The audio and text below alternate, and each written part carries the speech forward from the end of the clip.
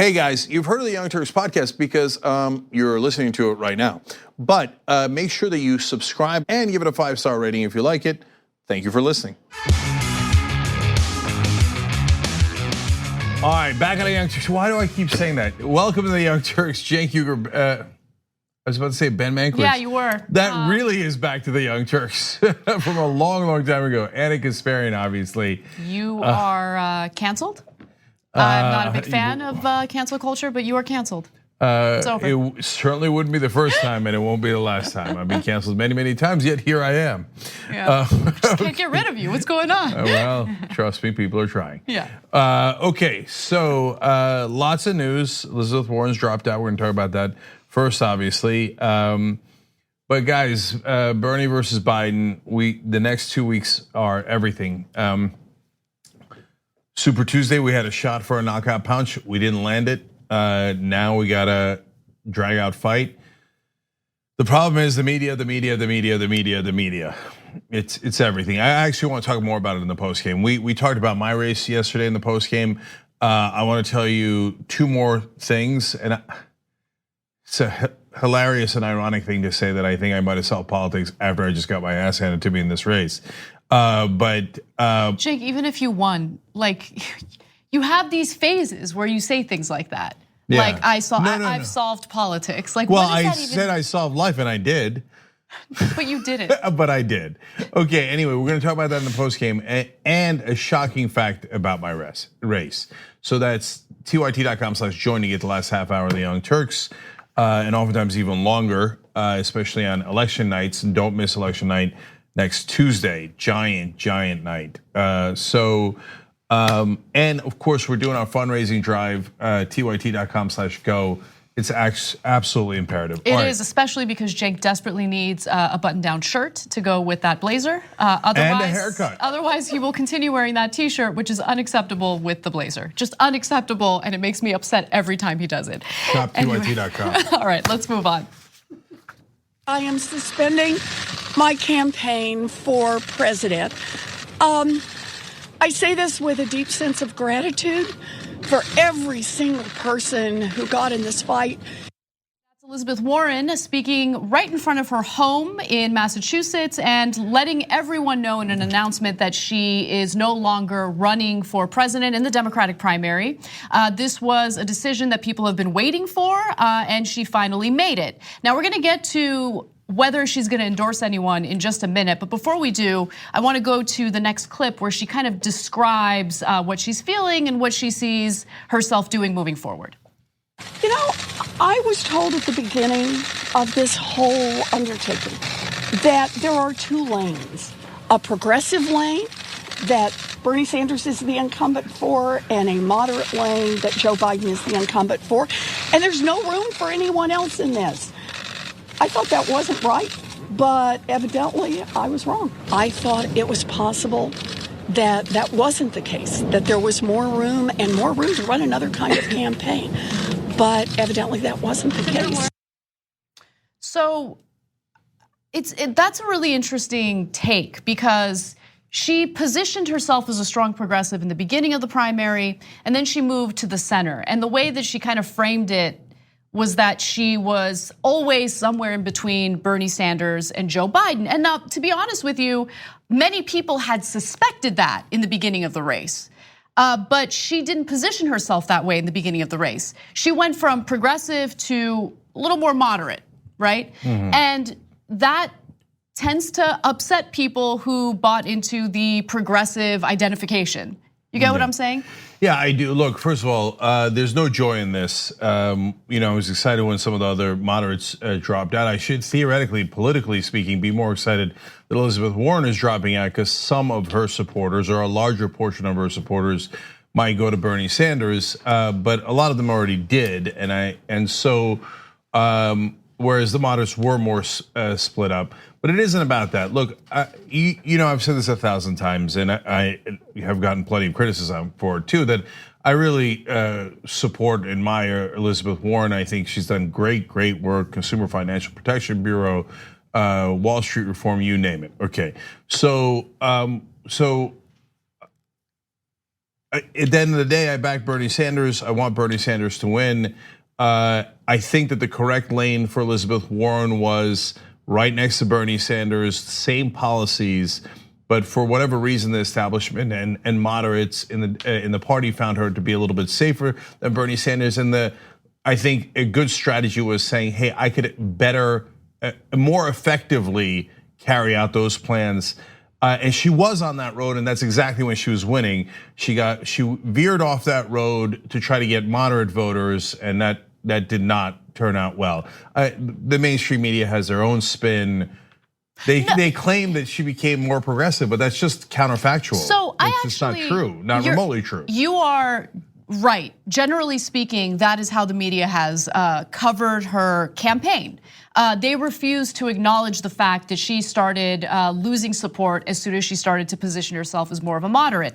But I do want to give I do want to give credit to some of the writers on CNN.com, because this was the first time I came across a mainstream media source that accurately depicted what happened. Okay, so they write, her standing began to slip in the fall when her support for Medicare for All came under stricter scrutiny from moderate rivals like Biden, Klobuchar, and Buttigieg. In response, she released a pair of proposals, one to finance Medicare for All, and another that would have effectively broken up the bill into two pieces. Warren's attempts to quiet the critics backfired. Opponents of Medicare for All, boosted by an industry spending campaign designed to drive down its popularity, continued their attacks. Progressives too became dissatisfied, voicing concerns over the senator's commitment to passing the legislation. So I think that that's the best depiction of what actually happened, at least in the mainstream media. I think that that's fair. It gives you both sides of it, and I think it's relatively accurate, certainly accurate from the progressive side. And the first portion where she explained how she's gonna pay for it, Anna and I disagreed. That's where she began to lose Anna. I was still fine with it. The second portion where she split it into two is where she lost me. But clearly those are both in the more moderate to conservative direction and not in the progressive direction. That's an obvious fact. That's indisputable. So that's when she started to slide. So those are the facts. Now, guys, the most important thing, we got more clips for you guys, and it's important that you hear out her stories here, and I want to add to that. But right now, Elizabeth Warren can change the entire dynamic of this race. Yes. And we need Elizabeth Warren. We need her right now. So I know some of you out there might think like, oh no, we don't need her. Okay, we're gonna take care of this on our own. No, you have to change the media dynamic. Right now, the media is piling onto Bernie Sanders in a way that is oppressive and that is making a big, big difference. I can see it in the upcoming polls of the states, right? So right now, Sanders and Biden are tied, but the media is playing it like it's all over and Biden's already won, which is preposterous. But if Warren were to come in super strong on behalf of Bernie Sanders, it would make all the difference here, because it would basically stop that momentum that Biden has in the media, which is so critical. So if she doesn't do that, an unbelievable missed opportunity. But if she does do it, in a sense, she could become the hero of the story. Okay, so I disagree with you slightly. I think the media is gonna pile on Bernie no matter what, right? However, I also agree that Warren endorsing Bernie would be a game changer because it would help him considerably. Yes, right? Game changer. So look, and I get the frustration among Bernie supporters. I'm a Bernie supporter. I certainly feel the frustration because she should have endorsed, in my opinion, immediately Bernie Sanders. Because remember, the whole reason why she got involved in politics is because she wanted to fight Joe Biden specifically because of his bankruptcy bill. And the fact that she's waiting on this is frustrating. And by the way, I just jumped ahead of myself. She has decided that she's gonna hold off on endorsing right now. She is likely to endorse, but the big question is she going to endorse during the primary or is she gonna endorse during the general election, which is what she did last time around? Now let me go to the clip. No, that's not an endorsement. Let's be super clear. No, of course it's not, but that's what she did last time. No, that's a little different situation. Waiting till the general election is the most useless thing in history. Elizabeth Warren is too smart to not know that. She knows that. Okay, there's a reason why she held last time, and so and I don't agree with that decision. But this time it's time for redemption. And so you can't even consider endorsing Biden when you got into politics to defeat Biden's bankruptcy bill. I don't know why we're having that conversation. I hope we're not having that conversation. Oh, that conversation is definitely being had. No, to be fair to Warren, we don't know what she's listening to. Her advisors can say anything they want. It's her decision. But in terms of endorsing Bernie, forget the general election. The states that are coming up on this Tuesday are critical, and the ones next Tuesday, critical. This is it, these two sets of states. So waiting longer than before those elections, that is generally pointless. So let's hear what she has to say. It's got to go, not today, but it's got to happen before Tuesday. It's got to, otherwise there's no point. So let's hear her out. Will you be making an endorsement today? We know that you spoke with both Joe Biden and Bernie Sanders yesterday. Not today. Not today. I need some space around this, and want to take a little time to think a little more. Senator, advice to your supporters right now looking for a candidate. What is your advice to them? Obviously, I know you're not endorsing anybody, but what is your advice to them? Let's take a deep breath and think about this for a little bit longer before we all settle in. What is there to think about? There's a lot to think about. Look, we did not have her experience. Her experience is she just ran this really, really hard campaign with it. And look, the pressure that she must have been under on that campaign, they all were under, is enormous. And during elections, you catch feelings, right? And you're getting hit on all sides. She certainly perceives that. And she definitely did not react well. I'm not blaming her for it. I'm just saying that she did not like being attacked by Bernie Sanders supporters in her perception. So she's got to sort that out. Look, saying you're indoors now is not necessarily helpful. And I understand the need to think about it and concentrate, etc., and not to get pressured into any decision. At the same time, thinking about it doesn't mean think about it for 2 weeks, because then it's, again, pointless. Thinking about it means 1 to 2 days, because after Tuesday, it could be irrelevant. So that's just a fact. Well, if she says that's pressuring her, it doesn't matter. The elections are on Tuesday, so that's a fact. I have to, and I'm doing my best to be level-headed and not get too fiery during the segment. But I have to reject the framing that Bernie supporters attacked her viciously. The attacks. No, but I'm not saying that. I'm saying that was her perception. Right, of it. But I push back against her perception of that, because when Bernie supporters started going after her, it was specifically in response to the accusations that she made about Bernie Sanders, telling her that a woman can't win as president, which no one believes. No one. But this is not helpful. This is not helpful. Okay, so let's move on. Let's move on, because I hear you. I want to go to the next clip though, because Bernie Sanders is saying, yeah, you know what? Let's all back off and let's allow her the time that she needs to make the decision. Let's watch. Would you consider asking Senator Warren to be your running mate? It's too early to talk about that, but certainly I have a lot of respect for Senator Warren and would love to sit down and talk to her about what kind of role she can play in our administration.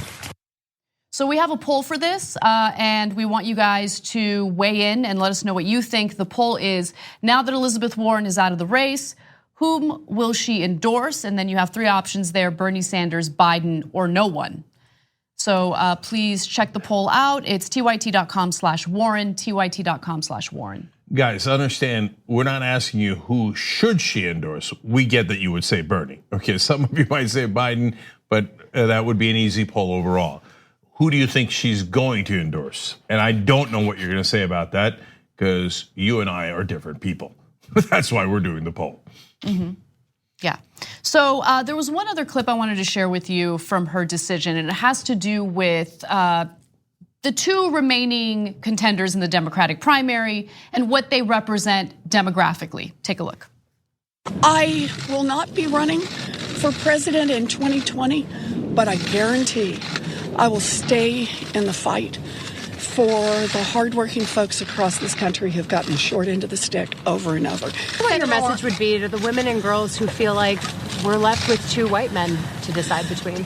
I know one of the hardest parts of this is all those pinky promises, and all those little girls who are going to have to wait 4 more years. That's going to be hard. So I agree with her in that it would have been much more, I guess, preferable to have her in the race as opposed to a man who is experiencing cognitive decline right before our very eyes, someone who's a target-rich environment. I'm talking specifically about Biden. I think the saddest part about this race is that Biden is being propped up by the mainstream press when he is the most vulnerable candidate in the general election. That's incredibly sad. But look, I get it. I one day want to see a woman as president. I want to see an Asian American one day as president. I want to see a gay individual as president. I think representation matters. But it's also about electing the right person to represent your best interests. So just simply supporting someone based on their race or their gender, but ignoring their politics or ignoring their policies makes no sense to me. And this topic keeps coming up over and over again as if like, hey, nothing matters. Just the identity of the candidate should matter. And the fact that you have 2 people left who are white men should be very sad. Well, yeah, sure, it's sad because I'd like to see more diversity, but what do these 2 individuals represent? And are we actually talking about the substance of these people as opposed to something that they can't control, which is their gender or their race? Yeah, I understand that. Of course I understand that. At the same time, we're not talking about a Betsy DeVos here, like, oh, just elect her because she's a woman. We're not talking even about an Amy Klobuchar, who we don't agree with. Elizabeth Warren, certainly for 80% of this race, was someone we really, really agreed with. So it would have been wonderful to see that as well. And that's still possible. It's in the realm of possibility. If these are decisions way, way above my pay grade, but if she were to be vice president one day, could she be president one day? Certainly possible. And the pinky promise thing, if you don't know what it is actually, I think it's super touching. She would do it with her youngest female supporters, quote, so that they'll remember that running for president is what girls do. And I love that. And so of course she's disappointed that she couldn't, in a sense, deliver for them. That's the sense I had when in my tiny brief run, and let alone the gigantic run she had and the responsibility she must have felt towards all of them. But I want to end on this. Why do we keep going back to the media? Because they painted it as, for example, in the beginning, that Elizabeth Warren was misrepresenting things by claiming Native American ancestry that her family told her she had her whole life, right? And they're like, can you believe she's doing that, et cetera? And they aided and abetted Donald Trump's smears of her. Then Joe Biden says that he got arrested with Nelson Mandela fighting apartheid. You want to talk about misrepresenting on an issue related to race? That is 1,000 times worse, 10,000 times worse, 1,000,000 times worse than what Elizabeth Warren did. If you think what Elizabeth Warren did was wrong, anyone with any sense, any logic can tell you that. But the media is like, oh yeah, lying about stolen valor with Nelson Mandela in an outrageous, preposterous, absurd, and immoral lie. No big deal. But let's talk 24/7 nonstop about Elizabeth Warren's heritage and related to race. So it is so hard for progressives to overcome this, and the only way to overcome it is to unite. So this is it. We must unite now. If we don't, all might be lost. We're gonna take a break. When we come back, we have more news for you, including Bernie Sanders and his thoughts on a convention, a contested convention, if Biden has the plurality of delegates. We'll be right back. We need to talk about a relatively new show called the Republic, or UNFTR. As a Young Turks fan, you already know that the government, the media, and corporations are constantly peddling lies that serve the interests of the rich and powerful. But now there's a podcast dedicated to unraveling those lies, debunking the conventional wisdom. In each episode of the Republic, or UNFTR, the host delves into a different historical episode or topic that's generally misunderstood or purposely obfuscated by the so-called powers that be, featuring in-depth research, razor-sharp commentary, and just the right amount of vulgarity. The UNFTR podcast takes a sledgehammer to what you thought you knew about some of the nation's most sacred historical cows. But don't just take my word for it. The New York Times described UNFTR as consistently compelling and educational, aiming to challenge conventional wisdom and upend the historical narratives that were taught in school. For as the great philosopher Yoda once put it, you must unlearn what you have learned. And that's true whether you're in Jedi training or you're uprooting and exposing all the propaganda and disinformation you've been fed over the course of your lifetime. So search for UNFTR in your podcast app today and get ready to get informed, angered, and entertained all at the same time.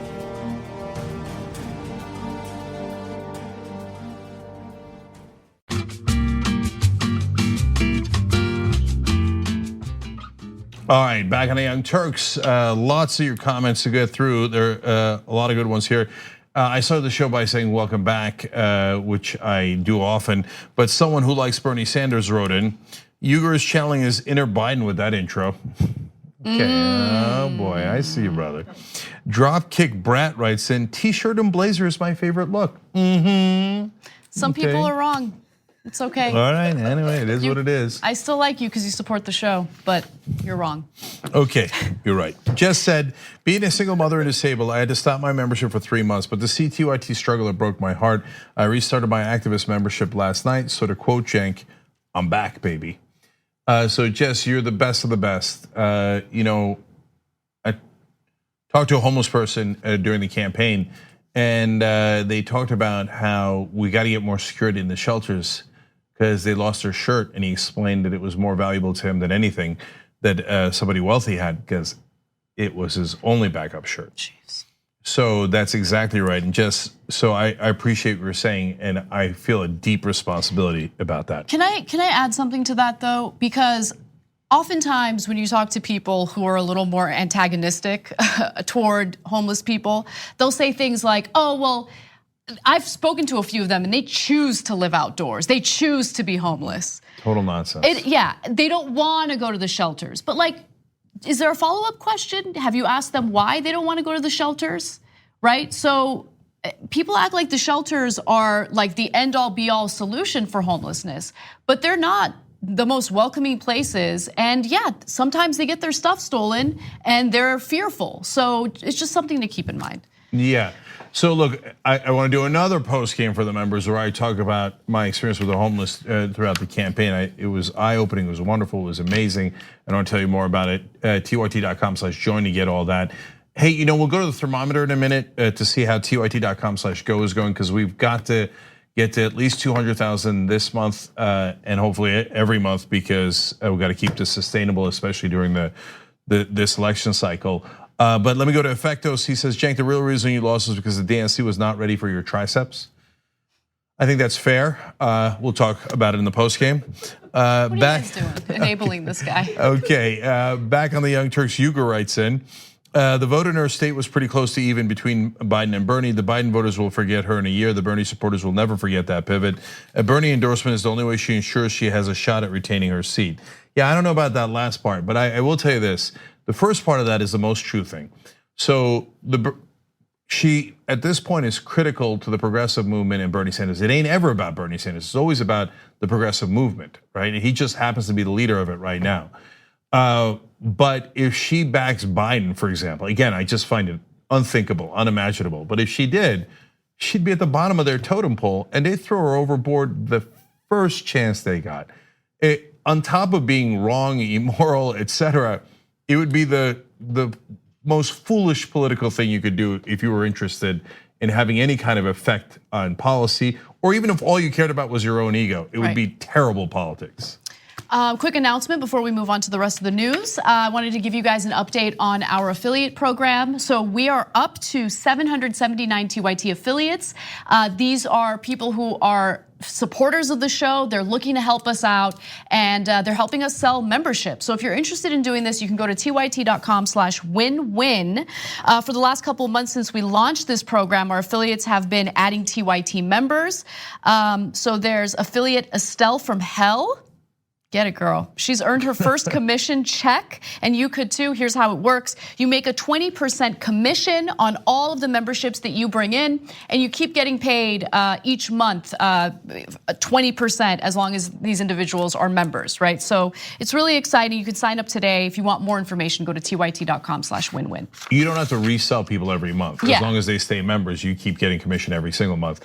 All right, let's just check the thermometer before we do anything else. We were trying to get to 100,000 by the end of yesterday's show. Let's see if we got there. Whoa, 109,681. Can I see 200,000 by the end of the show? Yeah, I'm kidding. I'm kidding. But let's keep it going, guys. Let's keep it going. 115. Can I see 115? That's doable. I think that's doable. I believe in you guys. All right, let's see what we got. All right, Anna, go ahead. All right. The notion of a contested convention at the Democratic National Convention sounds a little less likely. However, Bernie Sanders was asked about what he would do if Joe Biden wins the plurality of pledged delegates, but not the majority necessary to win the nomination. Now, famously, every single candidate, including all those who dropped out, indicated that they would not give the nomination to the individual with the plurality. But what would Bernie Sanders do? Take a look. It turns out that Vice President Biden is going to have more delegates than you do heading into the convention. Will you drop out? Of course, going to drop out. He will win. I mean, we'll run through. I suspect we will run through the process. I think people have a right to vote. But if Biden walks into the convention or at the end of the process has more votes than me, he's the winner. And that's true whether or not he has a majority or just a plurality. Absolutely. Yeah, nice framing there, Rachel. I mean, she started that question out by just assuming that Biden's gonna have more delegates than him going into the convention. I mean, right now, he has more delegates than Bernie Sanders. There's no indication that it's impossible for Bernie to close that gap and to have the lead by the time they get to the convention. But I don't know, am I wrong here? Yeah, no, you're not at all wrong. And first of all, I wanna give credit to Bernie Sanders for being principled on this. He's saying, if I come in with the lead, even if it's a plurality, I should get it. But if Biden comes in with the lead, even if it's just a plurality, Biden should get it, not me. Now, has anyone else been consistent like that? No. They all, when Bernie was leading, everybody's like, oh, plurality doesn't mean anything, doesn't mean anything, doesn't mean anything, right? Biden takes the lead, they're like, oh, that's it, plurality. Of course, obviously. Hey, Bernie, why don't you drop out now?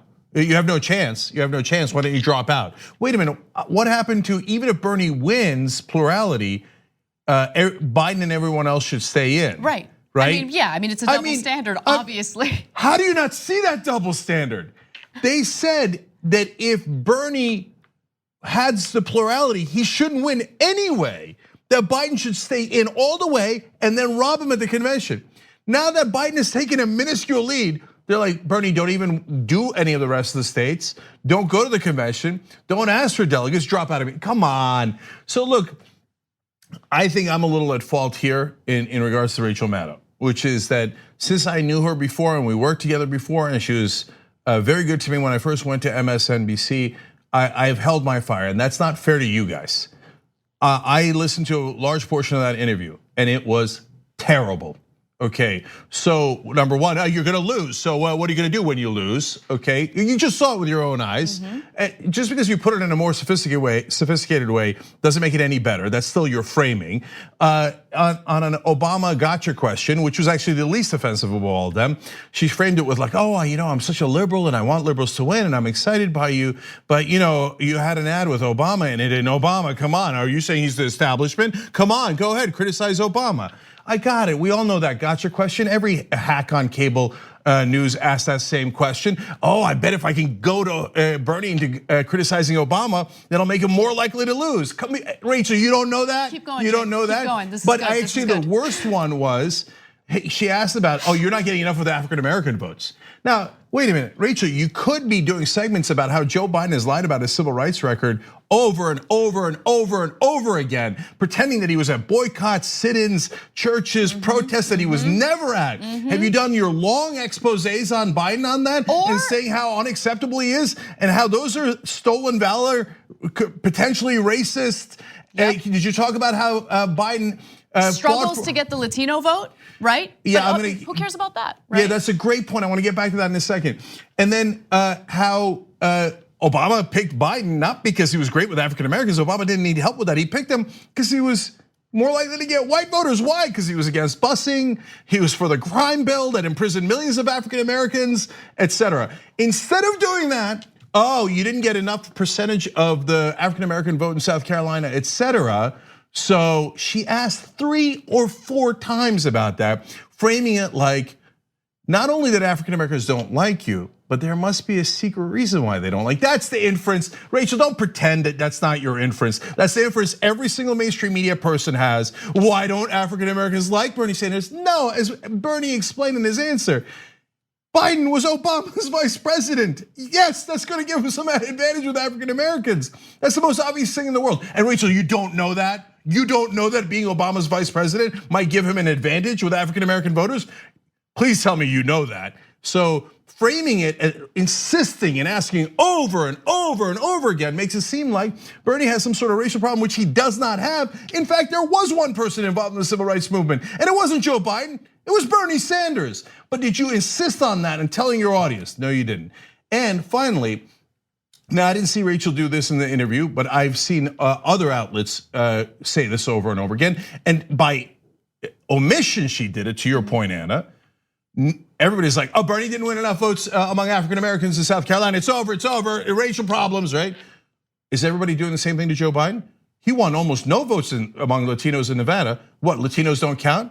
Did anyone ask Bernie Sanders, how in the world did you get all of those Latinos, such an overwhelming majority of Latinos in Nevada to vote for you? I guess you must be incredibly popular with Latinos and Joe Biden. Why do Latinos hate you? Right. No, never, never, never. You know, it's ironically, while trying to imply that Bernie Sanders must be doing something that rubs the African American community the wrong way, people like Rachel Maddow in the media do something that I would argue is incredibly insensitive and I just think ignorant of certain demographics, right? So the Black community is not a monolith. They're not all the same. And they people in the media keep treating everyone in the African American community as if they all have the exact same political ideology. There's a pretty significant difference between older Black voters and younger Black voters. Older Black voters who definitely turned out for Joe Biden tend to be a little more conservative. So they prefer a more moderate candidate, okay? And by the way, anyone who goes after those voters and says, oh, they're voting for Biden because they're ignorant, this and that, you're not helping either, okay? This is the candidate that they feel is gonna best represent them. I don't think that it helps anyone's case by calling anyone ignorant, but I do think it is ignorant to assume that everyone who's Black or everyone who's Latino is gonna vote a certain way. No, there are differences even among that demographic, and age has a lot to do with it as well. Yeah, you could ask Joe Biden, how come you do terribly among young African Americans? So, but one last thing on the hypocrisy. They always ask Bernie Sanders, well, are you saying that African American voters, that this is a particularly odious trick, are part of the establishment? Because you criticize the establishment, but African American voters largely voted for Joe Biden in South Carolina. So are you insulting African Americans by calling them part of that establishment? It's a nice little rhetorical trick, but let's flip it on its head. So Biden constantly criticizes Sanders as an unrealistic progressive who can't get anything done. But Latinos vote overwhelmingly for Bernie Sanders. Joe Biden, are you calling Latinos unrealistic radicals? Is that what you're doing? That seems incredibly offensive to Latinos. Isn't it funny that they do one, but never, ever the other? I definitely don't find it funny, but I get what you're saying. Yeah, I mean, it's just, it's frustrating because people keep treating this election, this primary race, as if all of these candidates have been treated the same. They've been given similar opportunities. They've been handled the same way in these interviews. But I think that it's pretty clear that throughout this entire primary, there have been moderate candidates, and it's switched from one to the next, right, that have been propped up by the mainstream press. And you're seeing it right now with Biden. And the thing that makes it even more infuriating with Biden is he is the most vulnerable candidate up against Donald Trump, right? With the Ukraine accusations. I get it. People think that that's unfair to bring up because, of course, the right wing is gonna use conspiracy theories against Biden. But his son did work on that gas board, right? And so that's gas company board, I should say. And it's an issue, it's a vulnerability. There's that. There's the fact that he keeps making these giant mistakes on the debate stage and the campaign trail, which allows for the Trump campaign to put together these lengthy compilation videos of Joe Biden saying things that make you question his mental capacity to be president. It's what are you guys doing? Do you want to beat Trump or not? If so, why would you prop up the most vulnerable candidate? I don't get it. And lastly on this, we're walking right into a disaster.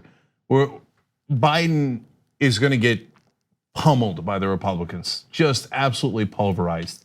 They're going to take every clip of him not knowing which state he's in, not knowing what he's saying. Not knowing the Declaration of Independence. They're going to say, you show it 1 billion times, maybe literally 1 billion times on social media, mainstream media. The mainstream media will also flip on Biden after, we have to be fair, and they'll play those over and over again. They will not, under penalty of law, talk about his potential senility during the primary election, but the minute it becomes a general election, they're gonna say there's something wrong with Joe Biden. Hey, everybody agrees there's something wrong with Joe Biden. We're walking right off that cliff. Then Trump will win. What on God's green earth are you guys doing? So the guys who said they want to beat Trump so bad, turns out, as we always suspected, no, they'd rather beat Bernie Sanders than Donald Trump. Well, let's take a break. When we come back, we will get through some of these stories a little more quickly. There's a lot more to get to, including a new ad that the Bernie campaign put out featuring Barack Obama. We'll show you that and more when we return. At TYT, we frequently talk about all the ways that big tech companies are taking control of our online lives, constantly monitoring us and storing and selling our data. But that doesn't mean we have to let them. It's possible to stay anonymous online and hide your data from the prying eyes of big tech. And one of the best ways is with ExpressVPN. ExpressVPN hides your IP address, making your activity more difficult to trace and sell to advertisers. ExpressVPN also encrypts 100% of your network data to protect you from eavesdroppers and cyber criminals. And it's also easy to install. A single mouse click protects all your devices. But listen, guys, this is important. ExpressVPN is rated #1 by CNET and Wired magazine. So take back control of your life online and secure your data with a top VPN solution available, ExpressVPN. And if you go to expressvpn.com/TYT, you can get 3 extra months for free with this exclusive link just for TYT fans. That's expressvpn.com/TYT. Check it out today. We hope you're enjoying this free clip from the Young Turks. If you want to get the whole show and more exclusive content while supporting independent media, become a member at tyt.com/join today. In the meantime, enjoy this free segment. All right, back on the Young Turks. Let's go to members first. Lisa Vibes writes in, I was thinking the same thing last night, terrible interview, and they shot it at this weird angle where Rachel was towering over Bernie with her dark smart glasses on, and it looked like it was shot in a damn closet. Well, to be fair to them, they were on location, so the shot I'm a lot less worried about than the questions. Gabby Marita says, young voters only went for Joe Biden by single digits. Should he drop out because no young people like him? A question, of course, that'll never be asked by the mainstream media. Amanda W says, donated $500. Keep up the fight. Thank you, Amanda. And thank you for doing it on YouTube Super Chat or commenting on YouTube Super Chat as well. You're amazing. In fact, let's just take a quick look at tyt.com/go, or where we're doing fundraising for the show. 110,698. You guys are amazing. Let's see if we can get to 115 by the end of today's show. We really got to get to 2 million overall. We do have some time to do that. It's not as short as some of our other fundraising drives, but it's absolutely essential. You guys are the best. Karen Van Vick says, Biden versus Trump means 4 more years of hell. That's not that far off. And all these folks are using YouTube Super Chat, which we also appreciate. Patrick Maxwell asked me a good question. Cenk, if MSNBC came crawling back and offered you Matthew's spot, would you take it? Oh my God, the idea of doing 2 shows at once is so exhausting, but I would do whatever I had to do to get the progressive message out as loudly and clearly as possible. Not in lieu of Young Turks, but I would try to do it at the same time like I did last time I was on MSNBC, because we must get the message out, especially these next 2 weeks. And And Juan S says, I set up my monthly donation today if I want to listen to news here in Texas. It's conservative radio based off of people like Hannity and Mark Levin. I listen to you guys on the go. I even like Ben sometimes. Oh, come on, Juan. Ben. No, he can totally grate on your nerves sometimes, but he's a good guy. Well, you did a monthly donation, so Juan, you're allowed to say anything you like. Anything. That's right. And be nice to me, though. Okay, last one is from Twitter, and it's fun. Our old friend Zoran Kukovic, he says, ever since Cenk came back, he's been going ham, and I'm here for it 100%. Yes, Cenk, we like ham. Okay, by the way, the other day, apparently one of the conservative blogs about Super Tuesday said, Cenk, melts down when Bernie doesn't win and walks off the set. I had to go to election headquarters. They're like, he stormed off the set. There were, I can confidently say there wasn't a single meltdown that night at all. Yeah. It was actually a really fun night, even though, we didn't get all the results we wanted, but I don't know, I'm still optimistic. I'm optimistic, but I'm not sure I would call Super Tuesday a fun night, but anyway. I mean, I had fun with my brothers and sisters here at TYT, so. All right, yeah, fair enough, let's go. All right, so.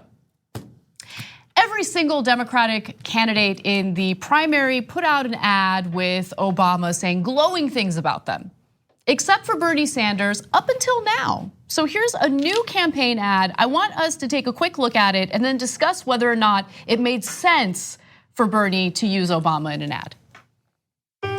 Bernie is somebody who has the virtue of saying exactly what he believes, great authenticity, great passion, and is fearless. Bernie served on the Veterans Committee and got bills done. I think people are ready for a call to action. They want honest leadership who cares about them. They want somebody who's going to fight for them. And they will find it in Bernie. That's right, feel the burn. All right, so look, that ad doesn't speak to me because I don't care about what Obama thinks. I care about what I think. Scandal. I care about whether Bernie's policy proposals are, issues that matter to me and whether he tackles them correctly or has the right approach. I care about his record. But I also understand that one of the talking points against Bernie Sanders is that he's this scary socialist guy, right? And that he's too anti-mainstream. But having someone like Obama, who is still incredibly popular, say all those glowing things about Bernie is useful. Yeah. In kind of growing that coalition that he's built already. So here we go. First of all, let me criticize the Sanders campaign. You should have run that before South Carolina. Now running it after South Carolina and after Super Tuesdays, after the horses left the barn. So, and why? Obama's very, very popular among all Democratic voters. But yes, particularly among African American voters in the South during Super Tuesday in South Carolina. Okay, so that's just political gamesmanship. In terms of now the media, as usual, everyone has run an ad of Obama saying good things about them. Why? Obama has said good things about almost all the Democrats in the race at different times, which makes sense. Biden was his VP. Bernie's a huge part of the Democratic movement. I don't think Obama would vote for Bernie, okay? But he has said very nice things about him because he did mean it at those times. And he was bringing people together, and that's what the president should do and the leader of the party, et cetera.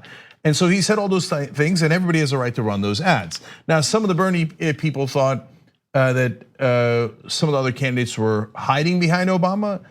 I would say that only of Biden, because he had nothing else. Yeah, because in the first couple of debates, all Biden had was noun, verb, Obama.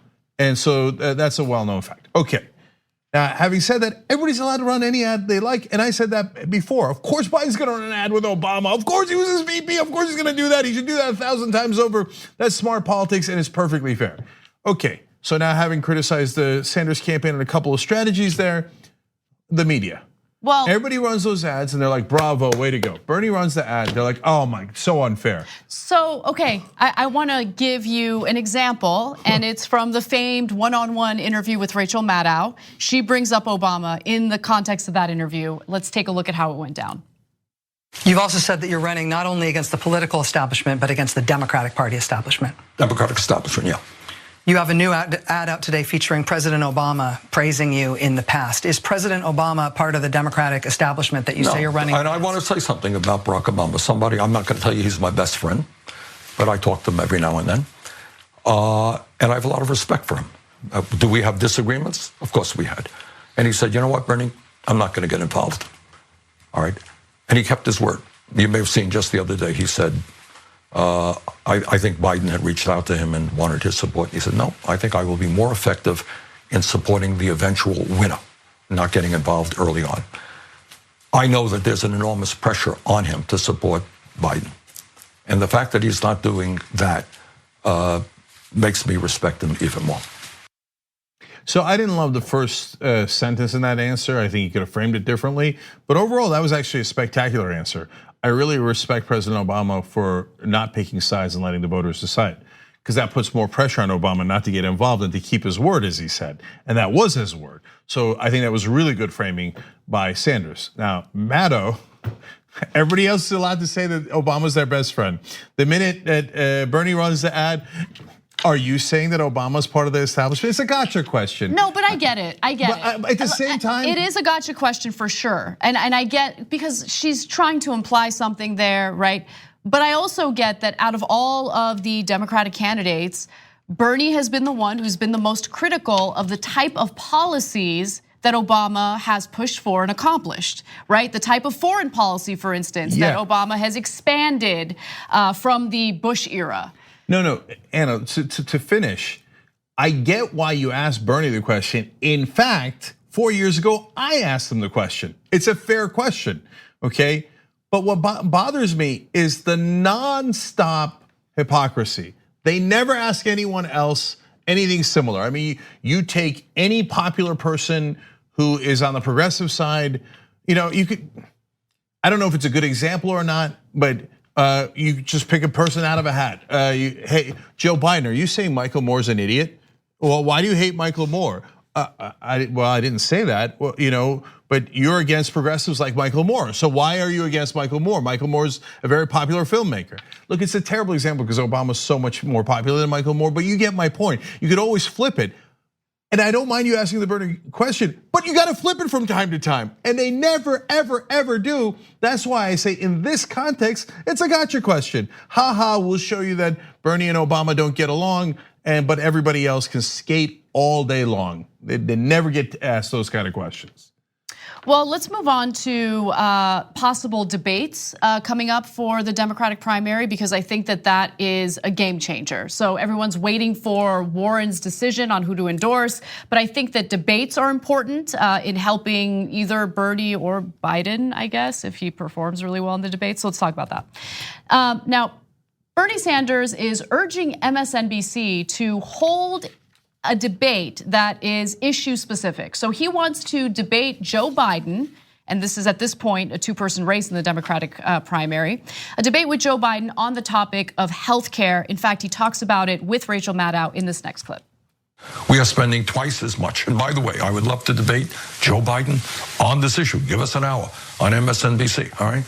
Where we can talk about how anybody can defend the system in which we're spending twice as much per capita on healthcare as the people of any other country, and yet 87 million are uninsured, 30,000 die, 500,000 people go bankrupt every year because of medically related debt, and we spend far and away the highest prices in the world for prescription drugs. You want to defend that system? Let's do it. I think that he's absolutely right. I mean, look, even if they're not doing an issue-specific debate, I think that any debate where the focus is simply on Biden and Sanders is going to be great for Sanders for obvious reasons. I mean, there's no more noise with candidates who have no chance, and you have these two candidates, and Biden's not going to love it. He's not going to love more time to talk because he's been struggling. I mean, it's gaffe after gaffe. He loses his train of thought. He forgets what he was going to say, and fact of the matter is, when you look at polling, especially when it comes to some of the exit polls from the primaries that have already been held and the caucuses that have already been held, it's pretty clear that the majority of Democratic voters want Medicare for all, as opposed to maintaining this for-profit system that we have in place. And I'll give you those numbers in just a minute. The next debate's on March 15th. That's too late. Let's go. Let's have another one right now. Right now. I need to see more Biden. I want to give Biden more airtime. Aren't I magnanimous? So here's a very important fact. Polling from Super Tuesday exit polls show that Medicare for All was more popular in every single state than the current system. Every single state. In fact, well, they say, well, yeah, but you got to win in places that are the South, et cetera, like Texas. And you got to win the Midwest, so critical, those Midwestern states like Minnesota. Number one state that Medicare for All polled the best on Super Tuesday, Texas, 63 to 33. 30-point lead in Texas, okay? Now it's granted, of course, it's Democratic voters, but it shows you, they kept claiming in the mainstream media in their nonstop lies that Medicare for All is not popular. I think a 30-point lead among Democratic primary voters is pretty popular in Texas. Yep. Number two state, Minnesota. So those are the two states that had the biggest margins for Medicare for All. And that is after millions upon millions of dollars in propaganda from conservative Democrats, Republicans, advertising from the industry, and it's still that popular.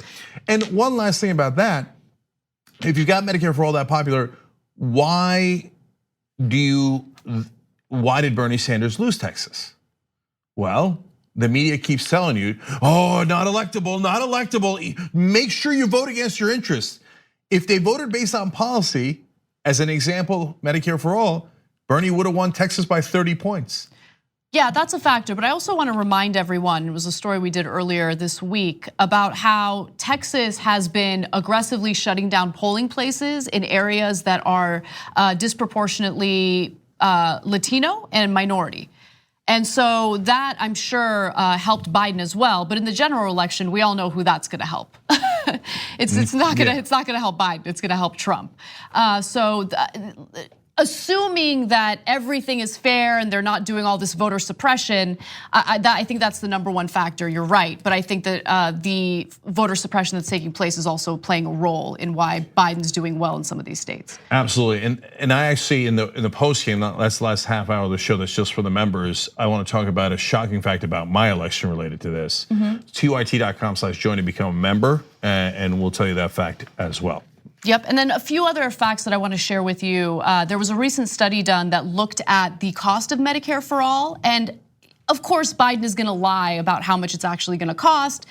When you look at how much it saves, I think that's the irrelevant statistic that gets buried both in the mainstream media and on the debate stage. So Biden has repeatedly attacked the 10-year estimated cost of Medicare for All by saying it would cost $35 trillion. What he repeatedly leaves out is that as the Los Angeles Times columnist David Lazarus pointed out this week, it would actually save quite a bit. So spending under the status quo for-profit system over the subsequent 10 years likely will reach a staggering $60 trillion at least. So how are you gonna pay for that, Joe? That's a $25 trillion difference. Has a single moderator ever asked that question in any debate? Correct answer is no. They've asked the reverse question 1,000 times. Has there been a single progressive moderator in the Democratic primary debates? No, not one. Isn't that amazing? Every single moderator is moderate to conservative, and they feel like, well, that's obvious. Obviously, well, if we had a progressive on, that'd be biased. No, what? No, that might begin to be even-handed if you had one progressive versus the 100 moderators you've had who are conservative to centrist. But they say, no, we cannot count as even a single progressive moderator. They must all be centrist or conservative. And that's the idea of fair, preposterous. The media rigs these elections more than any other factor. Let's take a break. When we come back, we have AOC and her thoughts on what happened on Super Tuesday. She was interviewed by Cuomo. And then later, we'll talk a little bit about what's happening with the coronavirus and some of the misinformation the Trump administration is putting out there. Thanks for listening to the full episode of the Young Turks. Support our work, listen ad-free, access members-only bonus content, and more by subscribing to Apple Podcasts at apple.co/TYT. I'm your host, Cenk, and I'll see you soon.